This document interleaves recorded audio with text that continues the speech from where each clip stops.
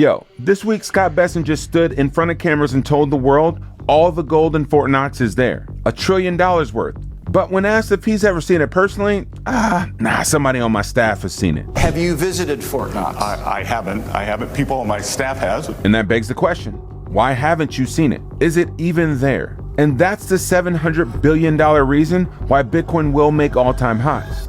Oh, that and the largest asset manager in the world, Larry Fink, just came out for one of his first interviews in a long time, saying that he's bullish on the market. Today, I'm going to break down why we will move to a Bitcoin standard and why the Gold Media Tour proves one thing. Bitcoin is the first asset that doesn't say, "Trust me, bro," and the world needs it. This is Dante Cook with Bitcoin Simply. Let's go. Yep, so these are the displays of our currency over the years. Some of it, like we used to have silver certificates. We used to be backed by silver, sometimes gold. And then in the 70s, we just went to what was called fiat currency, where you didn't have to keep gold or silver in the vault. If any of these are still outstanding, though, the silver or gold for them is at Fort Knox, waiting for them to be claimed if so needed. Have you visited Fort Knox? I haven't. People on my staff has. We're going to the Treasurer's office. The Treasurer has been to Fort Knox, and I am happy to say all gold is present and accounted for. The U.S. has the largest pile of gold in the world, over $1 trillion at current market value. And we're getting more gold from Venezuela. The U.S. Treasury Secretary Scott Bessent just walked through a history museum of failed experiments, failed currency experiments. Experiments that all had one common denominator: trust me. And then when talking about their latest experiment, fiat currency on the dollar after the gold standard in 1971 was removed, we just watched the US government go back through the same playbook that they have for years. Take our word for it, it's all there. No independent audit, no chain, no proof, just a verbal confirmation. And this is why Bitcoin will make all-time highs. James Lavish says it well in this tweet. If this were Bitcoin, there would be no pump. Anyone, anywhere can verify that the Bitcoin is there on chain in seconds. This announcement about gold isn't just a one-off. This is the entire foundation of fiat currency in general, or the mindset of fiat. The Fed tells you inflation is under control, and then they make up numbers. Trust me, bro. You just have to believe it. The crazy part is people don't realize that we were on a gold-backed standard until 1971, and everyone seems to have forgotten. And since then, there's been no cap on how much can be printed, and it all originated from this press conference.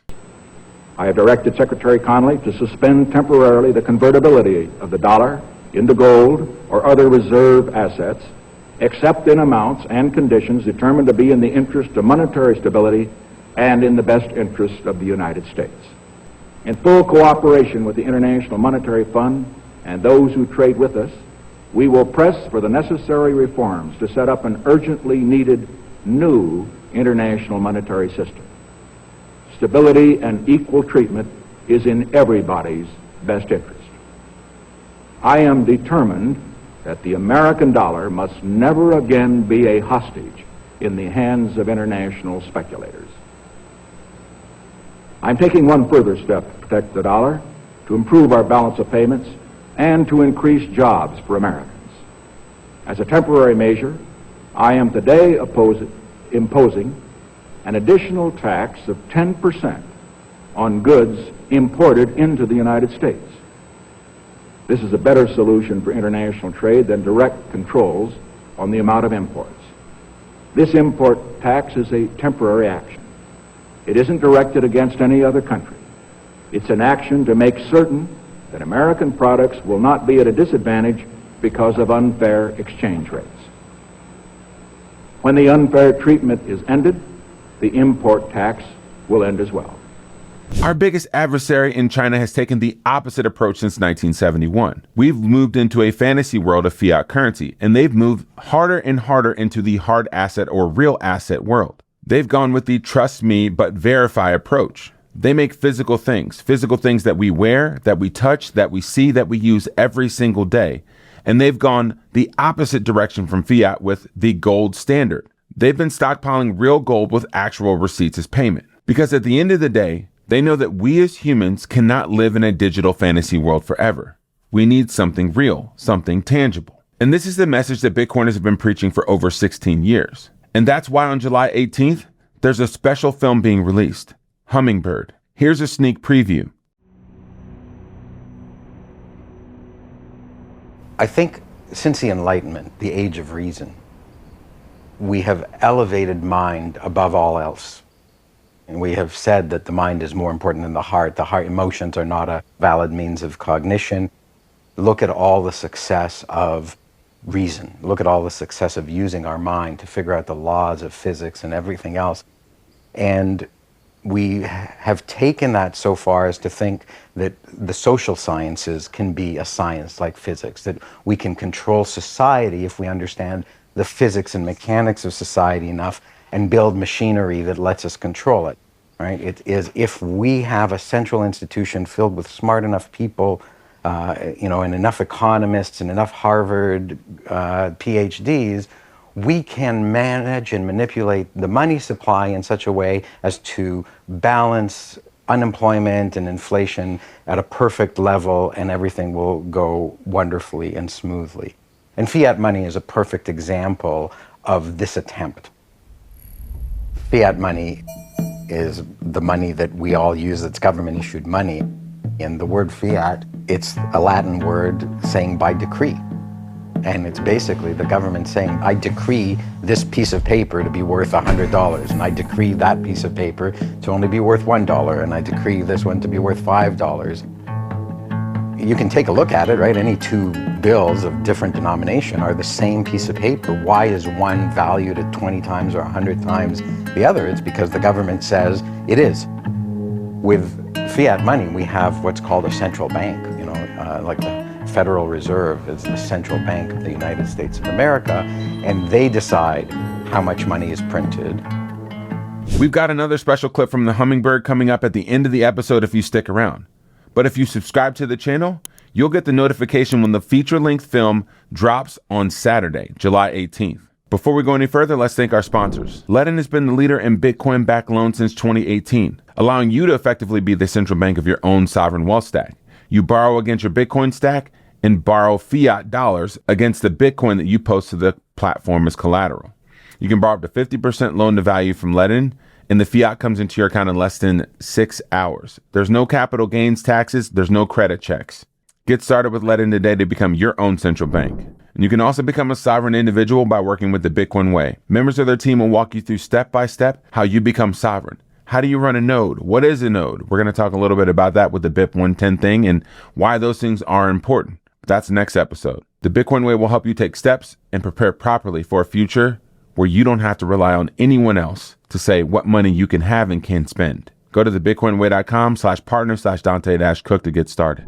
The best business model of all time is printing money out of thin air. Like, if you have had the luxury of doing that, there's no easier way to accumulate time, energy, resources if you could just print it out of thin air.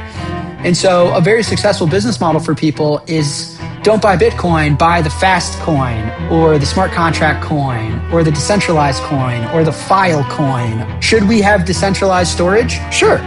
But why do you need your own money? Why do you need to be the central bank of your own currency? Riddle me that. And the answer is they don't. They want to print these things to sell to someone like you. Is a distributed internet interesting? Sure. Does it need its own money? Does it need its own token? No. Who's benefited the most from Ethereum? The people that got to print it out of thin air and sell it to people like you. Fiat is the greatest business model ever created. I love that quote from Jack Mallers. But I also love this quote more. No man should work for what another man can print. And this is why I'm bullish. Not because Bitcoin is going to make you rich overnight. It's because it removes trust me, bro. It solved the fundamental problem of money in a digital era, which is digital scarcity. You can verify every wallet, every transaction, and the supply in seconds. No guessing. And I'm also bullish because Uncle Larry is bullish. Larry Fink. You know, the CEO of the largest asset manager in the world. They manage $14 trillion worth of assets. There is no question, as I said it in earlier times when I was here, I was always worried about the leverage in Bitcoin and crypto. There was too much leverage players in it. That's why we had the washout, and I think there's more stability at these levels here. But we don't see that much implicit leverage. For the scale of the capital markets today, the leverage is not as large. I mean, that doesn't mean there's not pockets. But no, as I said in my prepared remarks this morning, I'm very bullish on the markets over the next 12 months. I think the technological revolution is going to power better margins for more companies. I mean, think about BlackRock. Our margins increased by 260 basis points over the last 12 months. A lot of it is using more and more technology. When he says that the market leverage has been wiped out and that he's pretty bullish on Bitcoin and the stock market in general over the next 12 months, I believe him. The largest asset manager wouldn't let something with no value come out of his mouth if he didn't actually mean it. And a lot of other people agree with Larry Fink because according to the hyperliquid Bitcoin charts, well, the data says that Bitcoiners are more long than they've ever been. Bitcoiners are ready to stop getting smacked by the bull and start riding the bull. And I'm not sure if this is even a joke or if this is a troll, but this makes me even more bullish. We've got some of the smartest thinkers in the world like Ledn who are building Bitcoin private equity funds, orange juice. They're going to build a permanent capital holding structure behind companies that they buy and invest in. Not flipping, but hardening with better money and a better currency. You know what else is going to make me bullish? When I'm watching the World Cup final between Argentina and Spain, I'm going to be thinking about this chart, about the Argentinian peso. Now, this isn't just a one-off. This is every currency that goes on a fiat standard and puts too much faith and trust in their government, which says, trust me, bro. Every single one ends in this same exact chart pattern. Bitcoin makes higher lows every 4 years. And you can verify it for yourself. Gold needs a vault. Gold needs a confirmation. Gold needs a media story from Scott Bessent to say that it's all there, even though he's never seen it personally. Bitcoin just needs the internet and a fixed supply of 21 million. That's the $700 billion reason why Bitcoin is going to reach an all-time high and will continue to from now until forever. If you want to continue stacking Bitcoin and you believe that Bitcoin is going to continue making all-time highs, well, the best cost-adjusted way to do that is by buying Bitcoin through Bitcoin miners, not from an exchange. You give your money to a company like SAS Mining and they will help you buy a Bitcoin mining machine. They'll plug it in, they'll host it, they'll maintain it, they'll repair it, and they just send sats straight to your wallet. And you can even get powerful tax benefits by buying Bitcoin miners. Work with the team at SAS Mining. I mentioned that we're dropping a special film on Saturday called Hummingbird. Here's a great clip from a great philosopher, great author, great friend, Tomer Strolight, highlighting the need for a free, sound money, talking about the fiat corruption that happens through central bankers.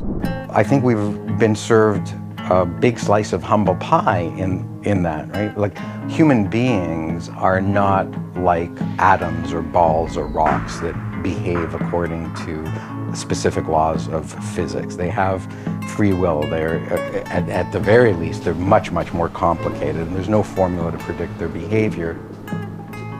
Back before fiat money, gold was money and silver was money.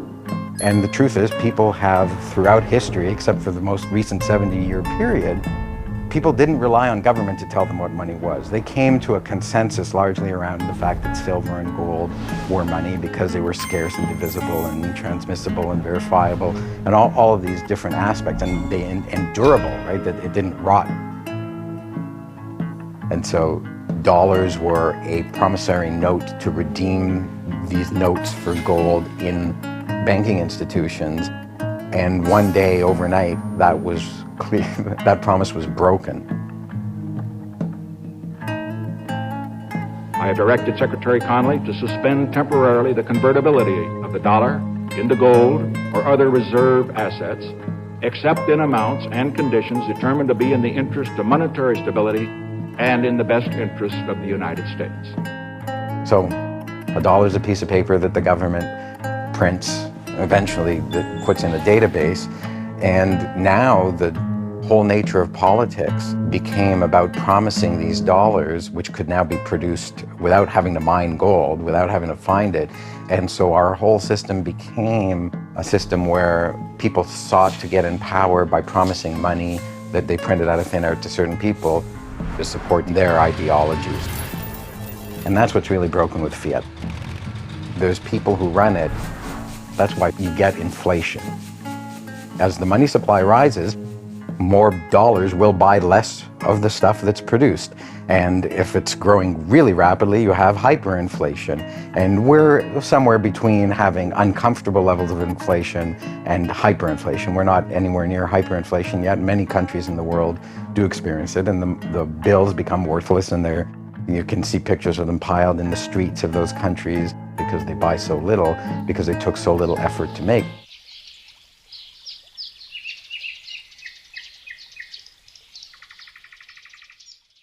Subscribe to the channel if you already haven't, because the full-length film drops on Saturday. This is Dante Coco, Bitcoin Simply.